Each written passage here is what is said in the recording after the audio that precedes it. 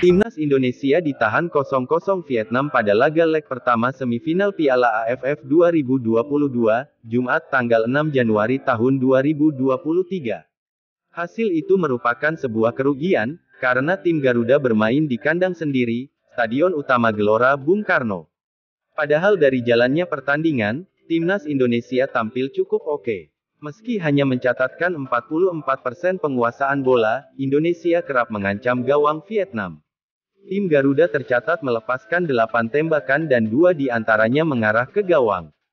Di sisi lain, tim tamu hanya memperoleh 1 peluang bagus dari 4 kesempatan. Sayangnya, tidak ada peluang yang bisa dimaksimalkan menjadi gol. Meski demikian, bukan berarti kans Timnas Indonesia untuk lolos ke final Piala AFF 2022 sirna. Masih ada pertemuan kedua di markas Vietnam, Mai Dinh National Stadium, Hanoi, tanggal 9 Januari tahun 2023. Kembali ke semifinal leg pertama, ada beberapa fakta yang terjadi. Seperti formasi baru di lini belakang Timnas Indonesia, hingga gawang Vietnam yang masih perawan.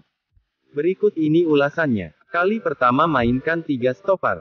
Formasi lini belakang Indonesia mengalami perubahan dalam pertandingan ini.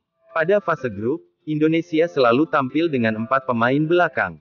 Namun kali ini, ada 3 defender yang diturunkan bersamaan, yakni Fahrudin Arianto, Jordi Amat, dan Rizky Ridho. Ini pertama kalinya 3 stopper itu main bersama. Ketika Timnas Indonesia kalah bola, 2 bek sayap, Asnawi Mangkualam dan Pratama Arhan turun ke daerah pertahanan sehingga ada 5 pemain belakang ketika Vietnam coba melakukan tekanan. Formasi ini membuat lini depan Vietnam frustrasi. Padahal, mereka punya catatan produktivitas yang mentereng pada fase grup. Total 12 gol dicetak Timnas Vietnam. Namun, keganasan Nguyen Tien Linh DKK, tak terlihat pada laga ini. Pemain tersubur Vietnam itu pergerakannya bisa dimatikan barisan pemain belakang Timnas Indonesia. Bola-bola atas selalu bisa dihalau Fahrudin Arianto. Adapun Jordi sering mematahkan bola-bola bawah. Untuk Rizky Ridho, beberapa kali berhasil melakukan intercept. Sebuah kolaborasi yang rapi di belakang. Ini jadi tanda jika pemain belakang Indonesia bisa cepat melakukan adaptasi dengan Jordi Amat yang baru tampil di Piala AFF kali ini. Gawang Vietnam masih perawan. Meski banyak dapat tekanan, Vietnam masih berhasil mempertahankan satu rekor, yakni tidak kebobolan. Gawang mereka masih perawan sejak fase grup. Artinya, sudah 5 pertandingan di Piala AFF 2022, pertahanan Vietnam membuat penyerang tim lawan mandul. Beberapa kali pemain belakang Vietnam yang sudah kecolongan bisa mematahkan eksekusi terakhir pemain Timnas Indonesia. Seperti membuang beberapa umpan silang di dalam kotak penalti. Selain itu, kiper Dang Van Lem tampil apik dengan melakukan 2 penyelamatan pada laga ini. Kiper berusia 29 tahun itu bukan lawan mudah bagi barisan penyerang tim Garuda.